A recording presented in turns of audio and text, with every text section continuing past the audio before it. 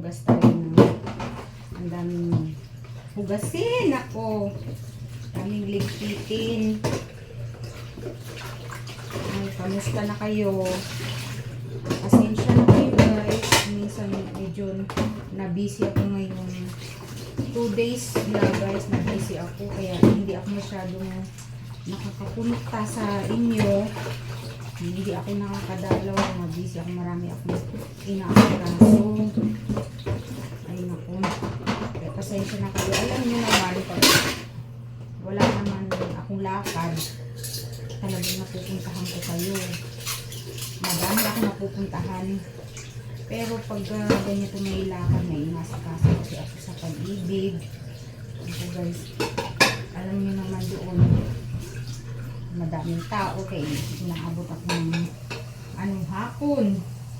Kaya kung minsan pagod na rin ako pagdating sa bahay, hindi na ako masyadong nakakapagdalo sa inyong mga bahay.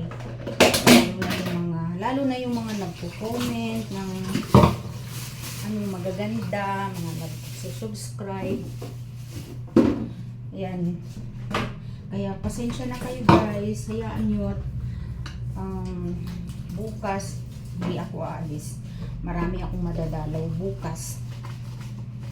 Bukas Tuesday, marami akong madadalaw bukas. Kaya wait nyo lang ako, hintayin nyo lang ako. Okay guys, ito ang dami kong ligpitin, ang dami kong hugasin. Ano lang katatapos ko lang kumain ng dinner. Mag-isa lang ako. Yung anak ko nasa school pa. Pero ano na yun, pauwi na yun. Ang daming ligpitin. Pero konti lang naman tong aking hugasin. Kaya yun lang guys ha, huwag kayong magagalit, huwag kayong magtatampo, tapos bigla nyo akong i-unsubscribe. Huwag ganun. Kasi nag-iisa lang yung katawan natin. Nag-iisa lang yung katawan ko.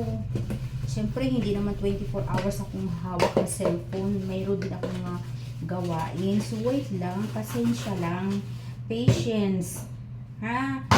Patience lang, guys. Kasi ako, never naman ako nag-unsubscribe sa inyo. Halimbawa, sinubscribe ko kayo, tapos hindi nyo ako binalikan. Okay lang sa akin. Basta nakapag-subscribe ako, nakatulong ako sa iyo.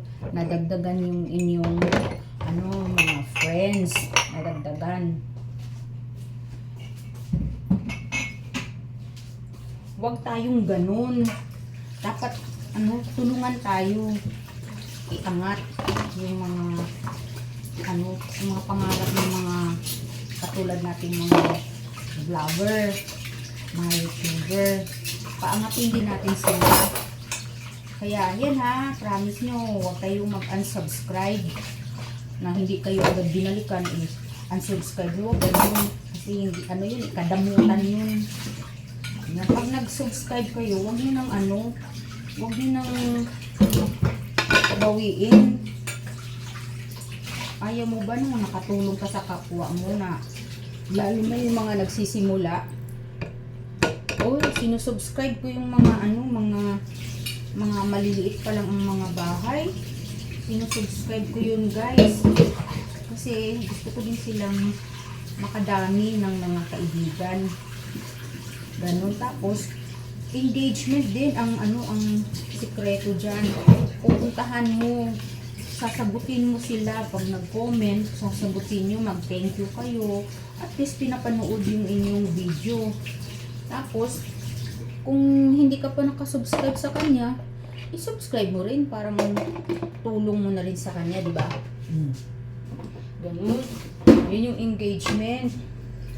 Tapos, panunuorin nyo rin guys ng hanggang 5 minutes yung video niya. Hindi yung pagkakita nyo like agad kayo. Naku, nai-spam yun, nababaliwala, nababasura lang yun Pagkakita nyo, like agad kayo, tapos punta agad kayo sa kabila, nabasa nyo lang yung title niya na maganda.